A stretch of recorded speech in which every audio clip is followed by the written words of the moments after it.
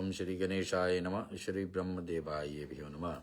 आज हम लोग 12वां दिवस पर श्री ब्रह्म पुराण को आपके बीच में लेकर आ रहे। भगवान विष्णु के चरणों में निकल करके चंद्रमंडल में अपराजित करने वाली गंगा ब्रह्मपुरी चारों ओर से गिरती है, उसके विषय में चर्चा जम्बूद्वीप तथा उसके विभिन्न वर्ष सहित भारत स्वर्ण का वर्णन, एक कथा हम लोग कल सुने थे, वहीं से आगे बढ़ा रहे आपके बीच में।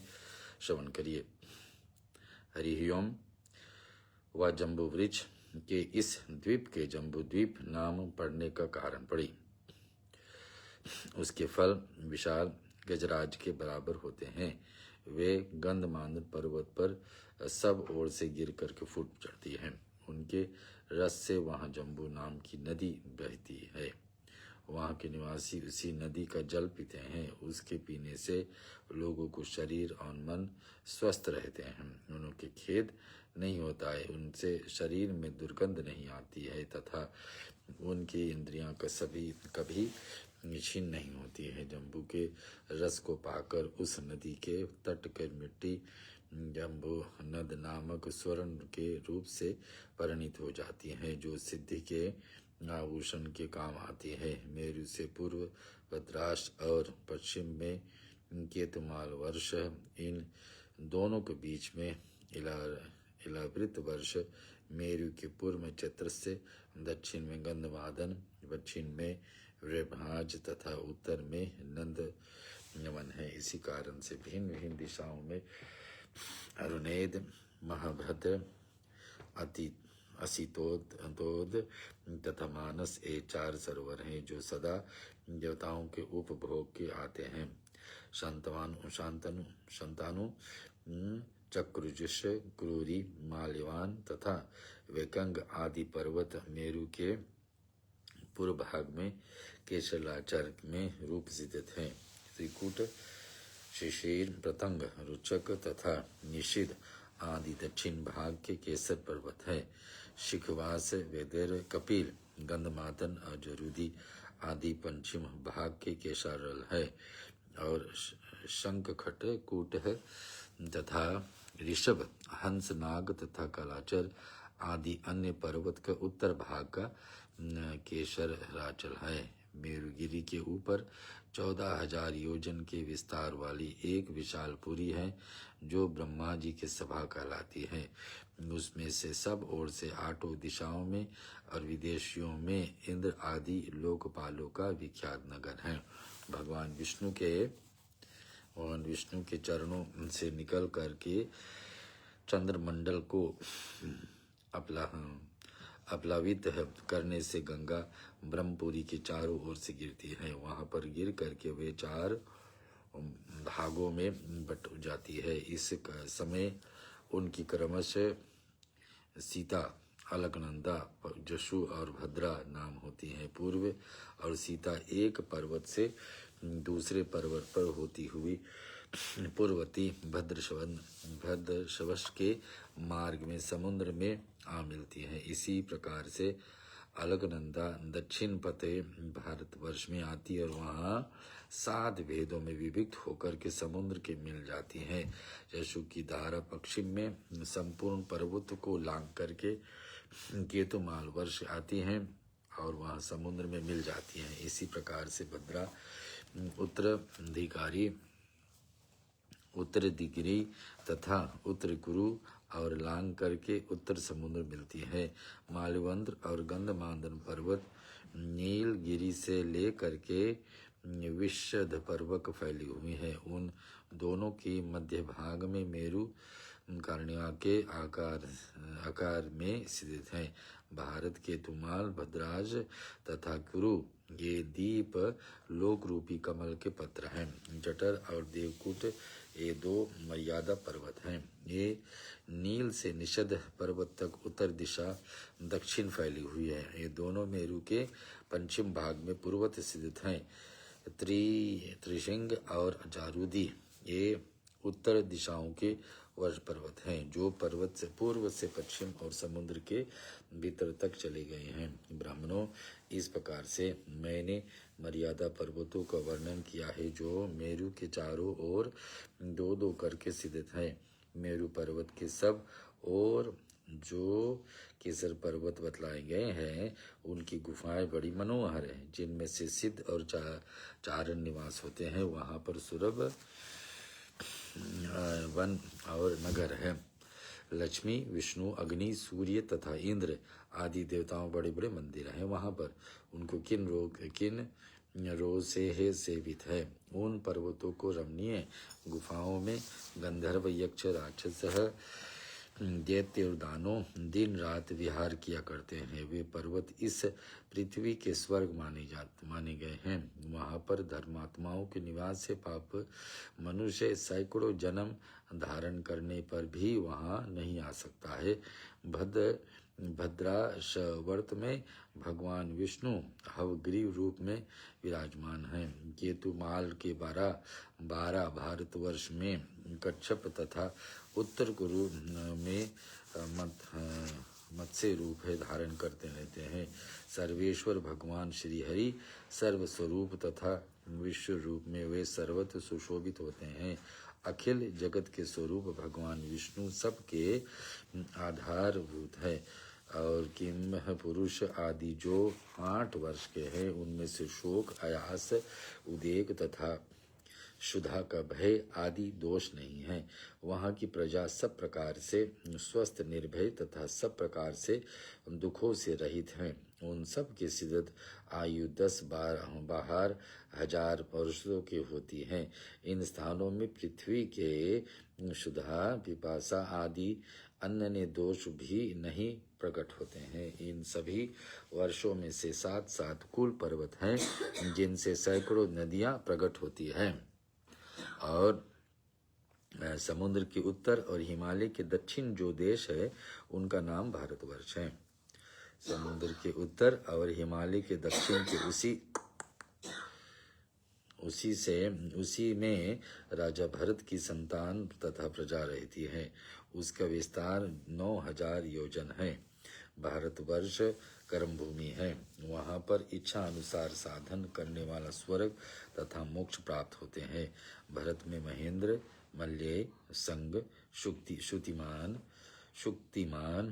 शक्ष, ऋक्षस्थ, विंध्य और पर्यात ये 7 कुल पर्वत है। वहाँ पर सकाम साधन से स्वर्ग प्राप्त होता है, निष्काम साधन से मोक्ष मिलता है तथा यहाँ के लोग पाप करने पर त्रियोगिनी और नरकों भी पड़ते हैं। भारत के सिवा उत्पन्न मनुष्य को के लिए कर्म भूमि नहीं है। भारत के सिवा अन्य मनुष्य के लिए कर्म भूमि नहीं है। इस भारतवर्ष के 9 भेद हैं।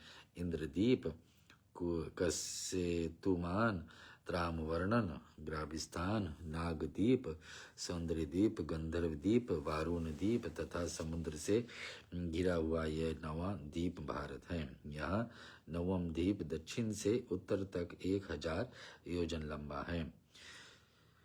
इसके अंदर पूर्व दिशाओं में किरात तथा पश्चिम दिशाओं में यावत रहते हैं।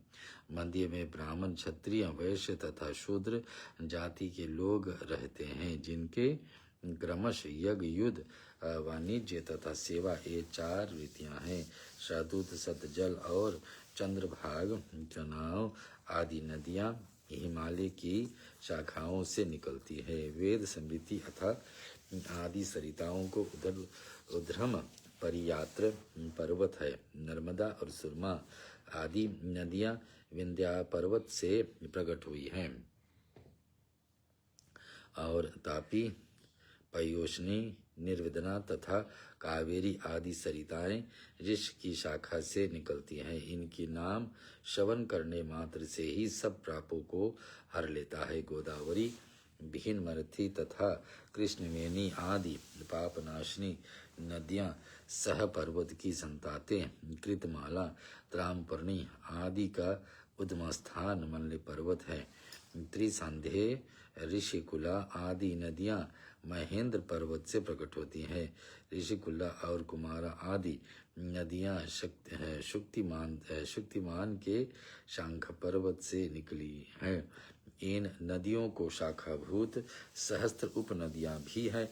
इन मध्य में कुरु, पांचाल, मध्य प्रदेश, पूर्व देश, कामरूप, असम, पौंड, कलिंग, उड़ीसा में मगध, दक्षिण के प्रदेश, अपरांत, सौराष्ट्र, काठियावाड़, शूद्र, अभीर, अभूर्द बाबू, मरु, मरवार, मालवा, परियात्र, सोवीर, सिंह, शालोब, शाकल्य, भद्र, संबष्ट तथा परसिक आदि प्रदेश और कहाँ और वहाँ के निवासी रहते हैं। वे उपयुक्त नदियों के जल पीते तथा संभाव से रहते हैं।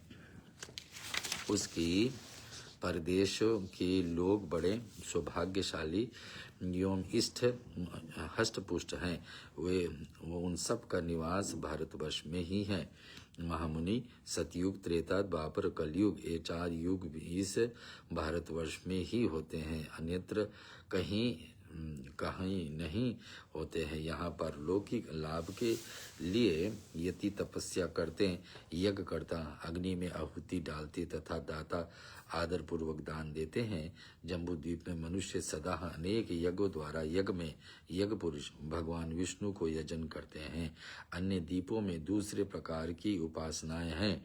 महानुभी जम्बू द्वीप में भी भारतवर्ष सबसे श्रेष्ठ है, क्योंकि यहाँ कर्म भूमि है और अन्य देश में भोग भूमि है, जहाँ लाखों जन्म धारण करने के लिए बाद बहुत बड़े पुण्य संचय जीव कभी मनुष्य जन्म पाता है। देवता या गीत गाते हैं कि जो जीव स्वर्ग और मोक्ष के हेतुभूत भारतवर्ष के भूभाग में बारंबार मनुष्य में जन्म होते हैं, वे फल चाहिए रहित कर्म को अनुष्ठान करके उन्हें परमात्मा स्वरूप श्री विष्णु को अर्पण कर देते हैं।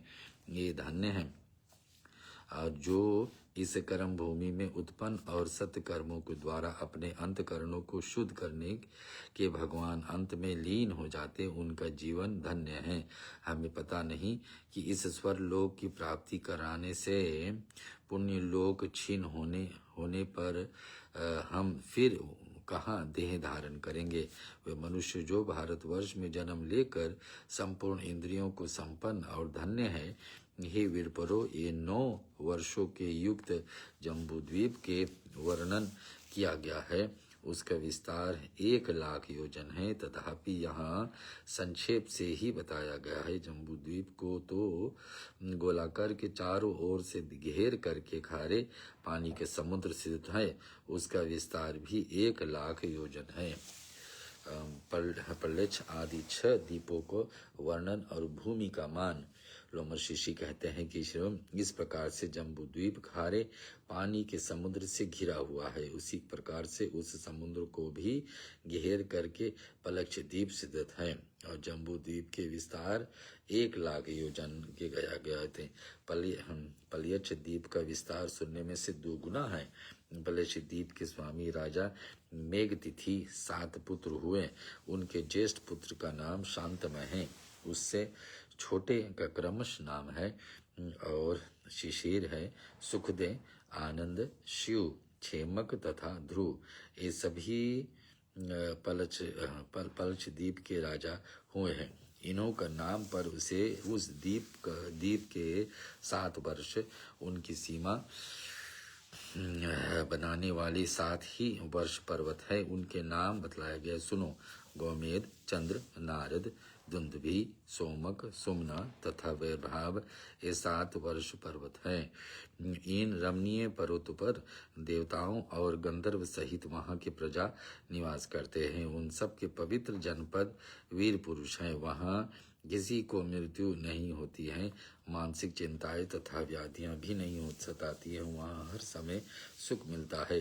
पल्लेच द्वीप में वर्षों के साथ ही ऐसी नदियां हैं जो समुद्र में जा मिलती हैं, जैसे कि अंशुता, शिखा, विप्राशा, त्रिदिवा, क्रमु, अमृता तथा सुकृता, ये 7 वहाँ के नदियाँ हैं। इस प्रकार से पल्लेच द्वीप के प्रधान पर्वतों को नदियों को वर्णन किया गया है। छोटी छोटी नदियाँ और छोटे छोटे पहाड़ तो वहाँ हजारों हैं। उन वर्षों में युगों की अवस्था नहीं है। वहाँ सदा ही त्रेता युग की समान समय पर रहता है।